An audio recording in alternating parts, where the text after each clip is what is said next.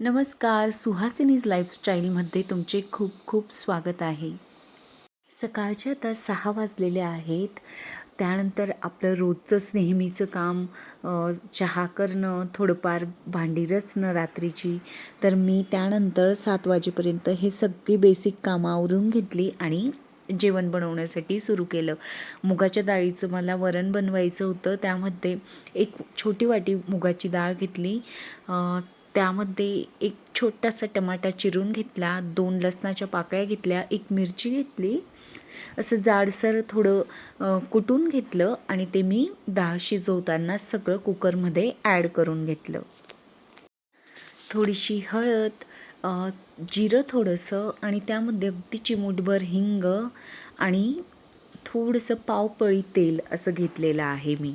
आणि नंतर मी आपलं गॅस सुरू करून कुकर लावून त्या 2 शिट्ट्या घेतलेल्या आहेत. मुगाची डाळ लवकर शिजते म्हणून 2 शिट्ट्या स्टीलच्या कुकरला होऊन जातात आणि डब्यात जर शिजवलं तर आपल्याला 3 शिट्ट्या तरी घ्याव्या लागतात. त्यानंतर छान असं डाळ शिजून आली होती. मी घोटून घेतलं वरणाला. गरम पाणी टाकलेलं आहे मी या वरणामध्ये. गरम पाण्यामुळे जास्त चव छान होते, आपल्याला सगळ्यांनाच माहिती आहे. फोडणी मी बाजूला एका फोडणीच्या भांड्यामध्ये तेल गरम केलं 1 पळी. त्यामध्ये 2 लसणाच्या पाकळ्या, जिरं, थोडासा कढीपत्ता आणि लाल मिरच्या घेतलेल्या आहेत आणि थोडासा हिंग त्यामध्ये टाकलेला आहे. मिरची, लसूण, टमाटा डाळ शिजतानाच टाकलं ना तर त्या डाळीला छान चव येते. तुरीची डाळचं वरण ना इझिली चांगलं लागतं, पण आपलं मुगाच्या डाळीचं वरण बऱ्याच जणांना आवडत नाही, म्हणून मग मी काहीतरी बदल म्हणून मुलींनीही खावं म्हणून या प्रकारे बनवत असते.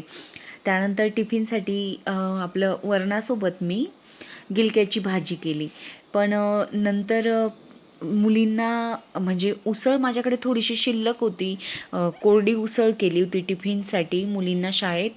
पण मग थोड्याशा उसळचं मी आपलं पातळ रस्सावाली भाजी करून घेण्याचं ठरवलं, कारण की जर थोडी शिल्लक राहिली ना ती लवकर वापरलीच जात नाही. 2 पळी तेल घेतलं, त्यामध्ये कांदा, जिरं, नंतर लसूण आणि आपलं हिंग घेतलेला आहे आणि 2 चमचे खोबरं घेतलं, थोडासा 3 ते 4 पाकळ्या लसूण घेतला आणि मी जाडसरच असा कुटून घेतलेला आहे आपल्या खलबत्त्यामध्ये आणि अर्धा टमाटा घेतला. तो टमाटाही मी या फोडणीमध्ये चांगला मिक्स करून घेतलेला आहे. व्हिडिओमध्ये ना मी तुम्हाला कमी दिसेल, कारण की ना माझं ट्रायपॉड खराब झालेलं. तर मी जसं हाताने शक्य होईल ना तसा मोबाईल पकडत होती आणि शूटिंग करत होती. बाकीचं थोडं मुलींचीही मदत घेत होती, पण सकाळी त्यांनाही तयारी करायची असते, खूप घाई असते, म्हणून मग जेवढं जसं शक्य झालं ना तसं मी शूटिंग घेण्याचा प्रयत्न करत होती. ही मटकीची उसळ ना, ही जी मी भाजी बनवली आहे ही खानदेशी पद्धतीने बनवलेली आहे. तर यामध्ये ना 2 ते 3 चमचे आपलं शेंगदाण्याचं कूटही टाकतात.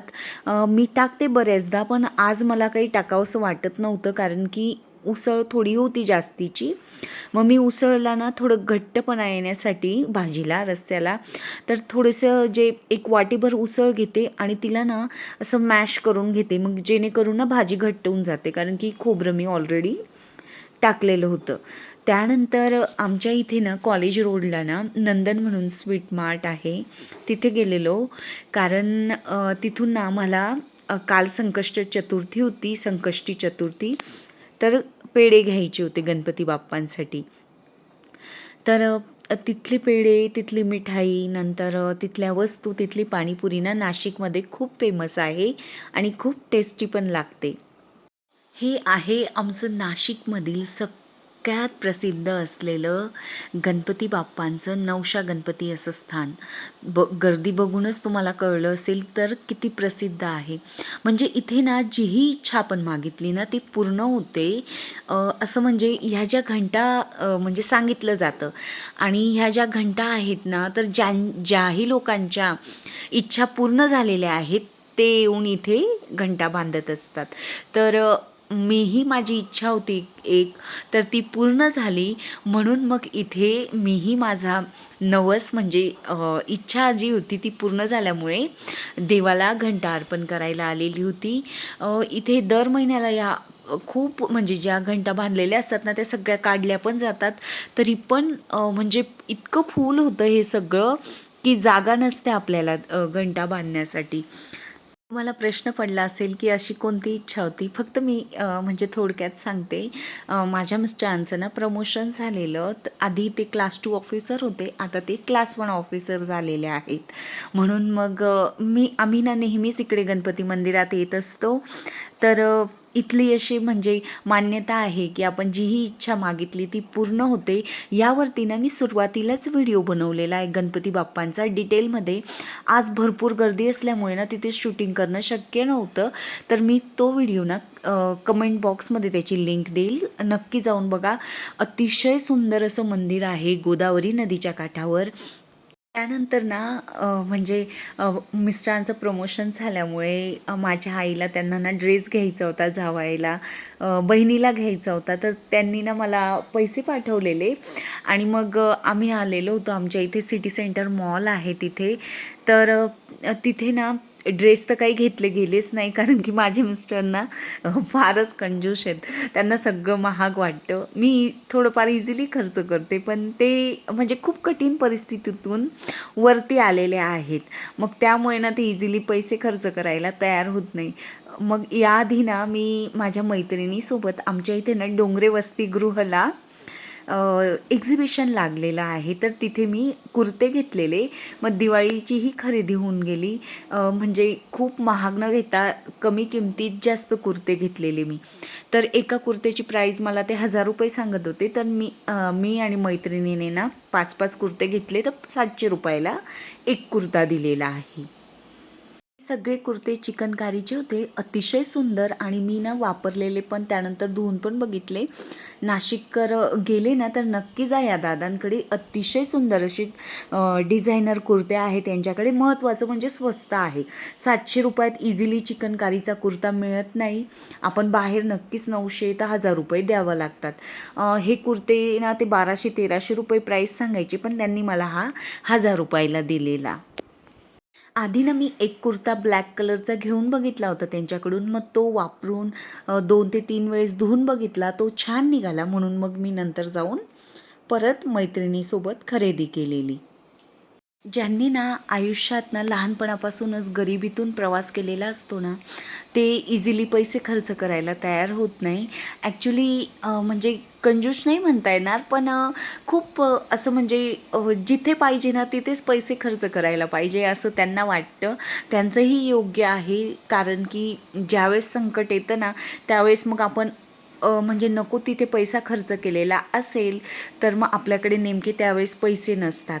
मग त्यांनी त्यांच्या आयुष्यात खूप कठीण काळी बघितलेला, म्हणून मग ना ते खूप पैशांची व्हॅल्यू करतात.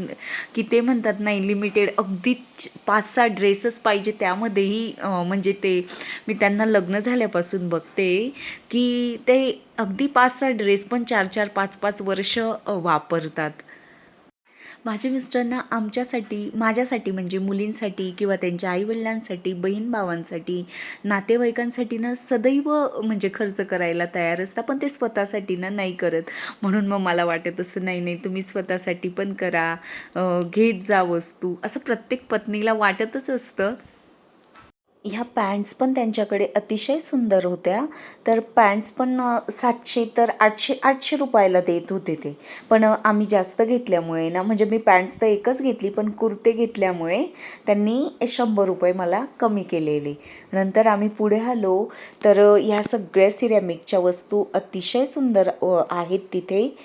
अजूनही आहे, पूर्ण दिवाळीपर्यंत हे एक्झिबिशन आहे नाशिकला, डोंगरे वसतिगृहला. पण आधी ना मला ह्या वस्तूंचं खूप अट्रॅक्शन वाटायचं. असं वाटायचं ह्या डेकोरेटिव्ह वस्तू माझ्याकडे असायला हव्यात. पण आता मला तेवढं नाही वाटत, कारण की हे सगळं मेंटेन करणं ना खूप कठीण जातं. म्हणजे आता प्रॉपर एका ठिकाणी राहणार असू ना तर ठीक असतं की आपण सांभाळून ठेवतो, पण या शहरातून दुसऱ्या शहरात जेव्हा शिफ्ट होण्याची वेळ येते ना, ह्या वस्तू तुटतात, फुटतात ट्रान्सफरच्या वेळेस. मग त्यावेळेस ना आपल्याला खूप वाईट वाटतं की आपले पैसे वाया गेले. नंतर हे लाकडी फर्निचरही तिथे खूपच सुंदर आहे. जेही इंडोर प्लांट्स लावलेले आहेत ना, तर ह्या सगळ्या ज्या सिरॅमिक कुंड्या आहेत ना, यांच्याकडे मिळतात. आणि ज्यावेळेस ना आपण एक्झिबिशनमध्ये जाणार असतो ना, तर 4 वाजेनंतर दुपारून नाही जायचं, कारण की त्यावेळेस ना गर्दी होते आणि मग ना आपल्याला चांगला भाव नाही करता येत आणि मग हे लोक आपल्याकडे लक्ष पण देत नाही, कारण की गर्दीच्या वेळेस ना ते पण इंटरेस्ट दाखवत नाही की घ्यायचं असेल तर घ्या. दुपारी ना 12 ते 3च्या दरम्यान इथे खरेदी करायची. मग त्यावेळेस कोणीच ग्राहकच नसतात ना, तर इझिली म्हणजे थोडंफार कमी करून टाकतात हे लोकं. नेहमी ना मग मी आणि माझी मैत्रीण ना, तर आम्ही दुपारी 12 ते 3च्या दरम्यानच जात असतो एक्झिबिशनला. कारण की ना हा अनुभव घेतलेला आम्ही, की दुपारी ना ते इझिली म्हणजे ना ₹1000 वस्तू आपल्याला 700ला 800ला देऊन टाकतात. आणि जर संध्याकाळी किंवा रात्री गेलं ना, तर लक्ष पण देत नाही. नंतर ना कलमकारी साड्याही इथे इतक्या सुंदर, नंतर काश्मीरी वर्क मी बऱ्यापैकी शूटिंग केलेलीच नाही.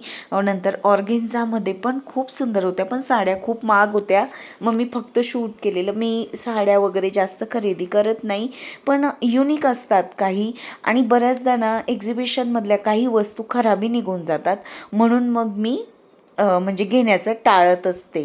ब्लॅक साडी ना मला आवडली होती, पण तिची प्राईस जवळपास ना ₹2200 सांगत होते ते. छान होती, ऑर्गेन्झा होती. नंतर ह्या प्लेट्स पण आपण घेऊन टाकतो, पण फारसा उपयोग होत नाही. म्हणजे माझं हे पर्सनली मत आहे, कारण की माझ्याकडे पण या 2 प्लेट्स आहेत. मी तर यूट्यूबसाठी, व्हिडिओसाठी म्हणजे या वापरामुळेच मी घेतलेल्या. पण असं डेलीला ना त्या खूप जड असतात, त्यामुळे ना पडली तर इझिली फुटून जाते. म्हणून मग मी आता हे पण खरेदी करणं टाळते. ज्यांच्याकडे बंगला असेल किंवा फ्लॅटला ना मोठी गॅलरी असेल ना, टेरेस, तर त्यांच्यासाठी ह्या कुंड्या खूप छान आहेत. या पण जरा वेगळ्या पद्धतीच्या प्लेट होत्या, सुंदर डिझायनर होत्या. फिश, नंतर पान.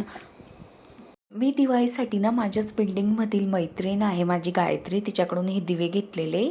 ₹300 हा एक सेट आहे.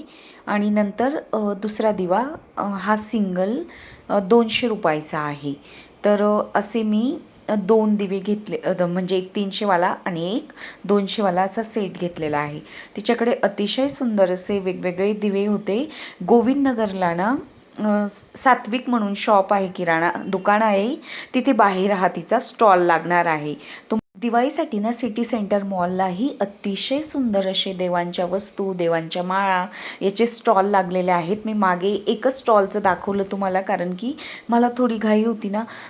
मातीचे दिवेही अतिशय तिथे सुंदर ॲवेलेबल आहेत. तर तुम्ही गेलात तर नक्कीच सिटी सेंटर मॉलला भेट द्या. खूप सुंदर अशा वस्तू तिथे आलेल्या आहेत विकायला. आजचा व्हिडिओ तुम्हाला कसा वाटला मैत्रिणींनो, ते मला नक्की सांगा.